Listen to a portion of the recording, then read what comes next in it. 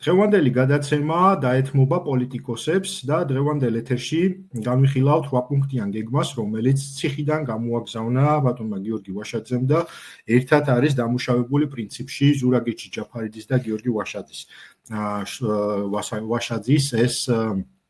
ეს 8 პუნქტიანი გეგმა. დღეს ეთერში ამიტომაც მოვიწვიეთ პარტია გირჩიმეტი თავისუფლებიდან ქალბატონი თინათინ ბოლოკაძე, ხოლო